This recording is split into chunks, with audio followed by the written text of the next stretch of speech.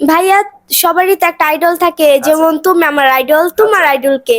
আমার আইডল হচ্ছে আমার বাবা, যিনি হচ্ছে 13 বছর আগে আমাকে ছেড়ে চলে গেছেন। তিনি আমার আইডল, আমার আইকন। সবকিছু আমি আমার বাবা থেকে শিখেছি, ফলো করছি। কারণ আমার বাবা আসলে মানুষ হিসেবে যথেষ্ট সৎ ছিলেন, এবং ওনাকে দেখতাম যে উনি কারো জন্য কিছু করতে পারলে উনি ভালো লাগতো ওনার কাছে। আমি আমার এই যে আমার লাইফ স্টাইল, আমার সম্পূর্ণ লাইফ স্টাইল কিন্তু আমার বাবা থেকেই শিখা। আর আমার বাবা কিন্তু আসলে সৎভাবে চলা, মানুষের পাশে থাকা, এটাও কিন্তু বাবার থেকে শিখা।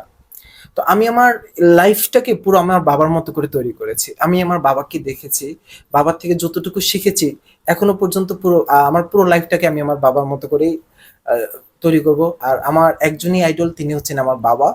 আমার বাবা হচ্ছে আমার পুরো লাইফের আইডল। ও তাই নাকি? সো আমার প্রিয় বন্ধুরা, ভাইয়া সব লাইফের কথা শুনলেন, আমার শুনলেন।